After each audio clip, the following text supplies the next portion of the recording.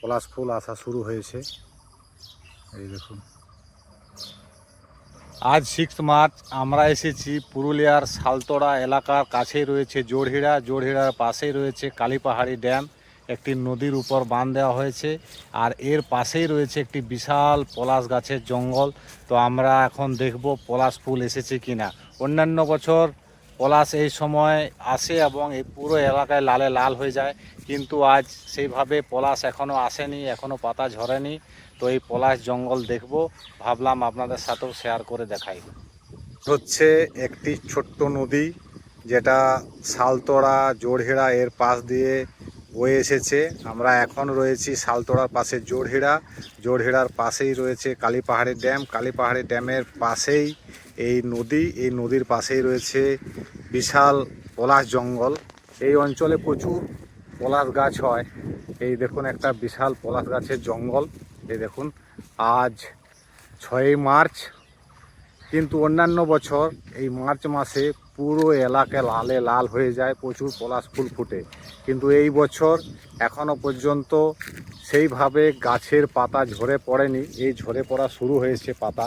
এই দেখুন, জাস্ট আর কিছুদিন, হয়তো 15 দিনের পর থেকে গাছের পাতাগুলো সব ঝরে যাবে এবং পুরো এলাকা পলাশ ফুলের রঙে রাঙা হয়ে উঠবে।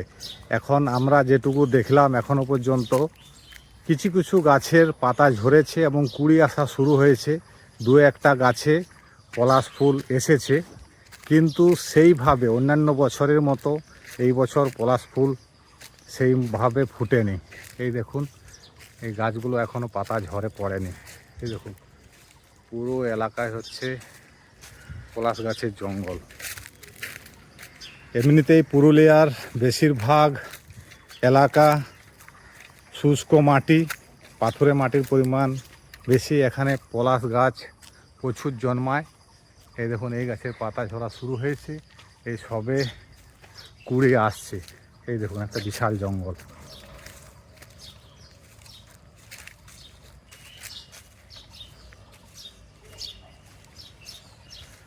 এ হচ্ছে পলাশ গাছের জঙ্গল, প্রচুর পলাশ গাছ রয়েছে, কিন্তু এখনও গাছের পাতা ঝরেনি।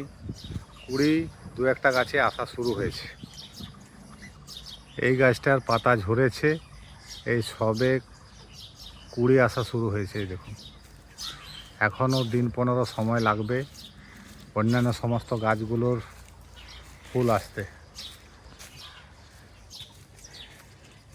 এই দেখুন, কিছু কিছু গাছে এই সবেমাত্র পাতা ঝরে পলাশ ফুল আসা শুরু হয়েছে।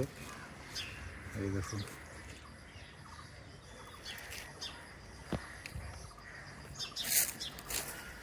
এই জাস্ট এই বছরের পলাশ ফুল। এই জাস্ট পাতা ঝরে কুড়ি আসা শুরু হয়েছে। এই দেখুন।